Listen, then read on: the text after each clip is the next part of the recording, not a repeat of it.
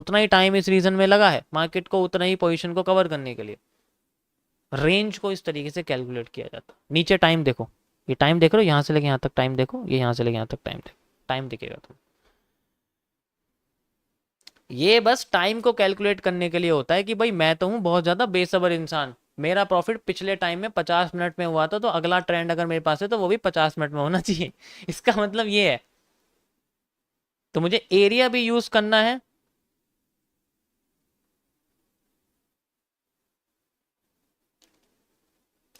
ये इस तरीके से यूज होता है। ठीक है, देखो मैंने हर बार बोला है फिबोनाची का मतलब फिबोनाची। अब वो गैन बॉक्स हो या वो चाहे फिबोनाची स्पाइरल हो, चाहे वो फिबोनाची रिट्रेसमेंट हो, यूज आपको वही करना है। यूज आपको करना है जब मार्केट तेजी से गिर रही हो, धीरे धीरे करके उठ रही हो, और फिर तेजी से गिरे, यानी कि इससे पहले वो धीरे धीरे करके उठी थी, तो आपको फिबोनाची यूज करना है। फिबोनाची के सारे टूल्स यूज करने जब मार्केट में रिट्रेसमेंट जैसा मूव एक्सपेक्टेड हो बनना। अब वो सीधी जा रही हो, पर उसमें क्या रिट्रेसमेंट लोगे तुम? नहीं ले पाओगे ना। तो चाहे तुम गैन बॉक्स यूज करो, ये फिबोनाची का ही पार्ट है, या तो तुम फिबोनाची के पार्ट यूज करो। जितने भी एक्सटेंशन है यूज तुम्हें ऐसे रीजन में करने पड़ेंगे जहां रिट्रेसमेंट क्रिएट हो। सीधी ऊपर नीचे मार्केट में यूज नहीं कर सकते हम लोग। ठीक है, ऐसे यूज नहीं कर सकते हम लोग। ठीक। अब ये बताओ, अब मैं इसमें यूज करूंगा कि लाइव मार्केट में, बताओ मुझे जरा। सीधी नीचे आ रही है, सीधी ऊपर जा रही है, यूज ही नहीं कर सकते। 50% रीजन से वैसे भी स्ट्रेट हो रही है। अब जब इसका नया मूव आएगा तब इसको हम यूज कर सकते हैं। समझ रहे हो?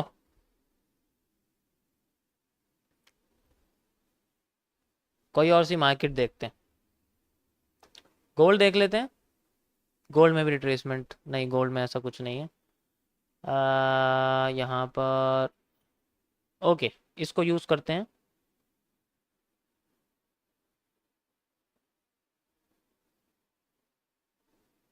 ये रहा, यहां आप देख सकते हो after change of character market में रिटेस्टिंग आई ग्रे रीजन में, और फिर अपने आप को यहां तक लेके आई। ठीक है, कोई दिक्कत नहीं, हमने देख लिया। After change of character market में स्मूथ ट्रेंड आया, लेकिन after change of character market में कोई स्मूथ ट्रेंड नहीं आया। इसका मतलब ध्यान से समझो यहां हुआ क्या। अगर मैं मिरर कर दूं इसको तो कैसे समझ में आएगा कि जब यहां पर मार्केट में चेंज ऑफ करेक्टर हुआ तो एक बड़ी सी ग्रीन कैंडल बनी, उसके बाद एक बड़ी ग्रीन कैंडल बनी जिसमें कोई भी स्वीपिंग नहीं हुई ऊपर की साइड से। चेंज ऑफ करेक्टर करने, यहां देखो ये हैमर बना हुआ है, ये hammer he change of character. Hammer नहीं उठाई ना मार्केट, मतलब हैमर तो उठाता ही है। चेंज ऑफ कैरेक्टर समझ लो तुम इसको भी फिलहाल के लिए, मॉर्निंग स्टार के साथ। यहां से मार्केट को डायरेक्ट गिरना चाहिए, गिरी, अगली कैंडल में लिक्विडिटी स्वीप कर दी, बस इसका मतलब ट्रेंड हो गया खत्म यहां पर। और इस रीजन में मार्केट ने अपने आप को एक अप साइड की रिटेस्टिंग दोबारा दी। ये रहा 50% जोन से रिवर्स करा, और फिर बाद में मार्केट को उठाना शुरू कर दिया।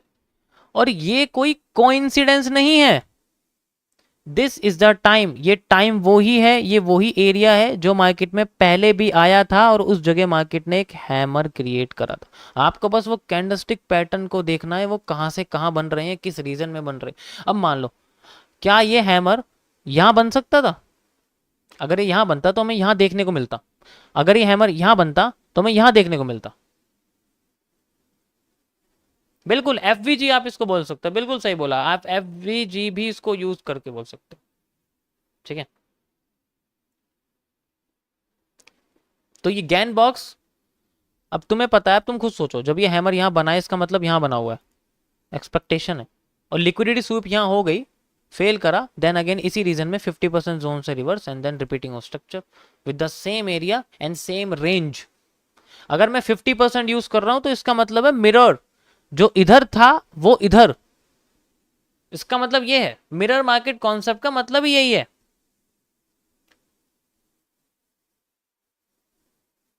समझ रहे हो? आधे लोगों को समझ में नहीं आ रहा। थोड़ा सा हाई लेवल का कॉन्सेप्ट है, स्ट्रीम भाई लेवल बढ़ चुका है तो थोड़ा बहुत तो लेवल तो समझ सकते हो ना, बढ़ेगा।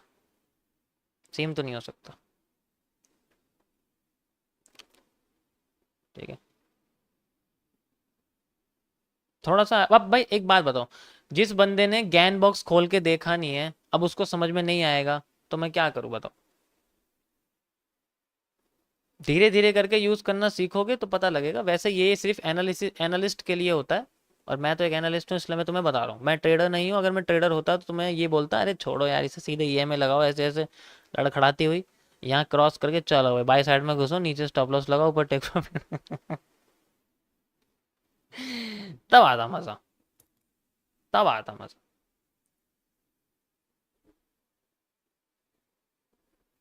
ठीक है।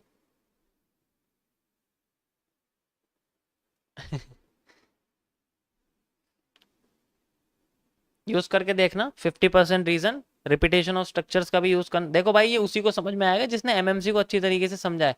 Repetition of structure, same candle, same area, same range, same time, same trend. समझ आ गया सबको? सिंपल सा कॉन्सेप्ट है कुछ, लेकिन ये काम वही करेंगे जो मार्केट का स्ट्रेट ट्रेंड ना होके रिट्रेस्ड ट्रेंड होगा, रिट्रेसमेंट जहां नहीं हो वहां पर ये यूज करने की कोशिश करेंगे रेंज एनालिसिस के अंदर। स्पाइरल का मैं अभी रखता हूँ, स्पाइरल को मैं देखता हूँ, और तुम्हें लाइव मार्केट में कोई स्ट्रक्चर बनता है उसमें बताता हूँ स्पाइरल का, ठीक है। क्योंकि आधे लोगों को समझ में नहीं आएगा किस तरीके से काम करता है। ओके।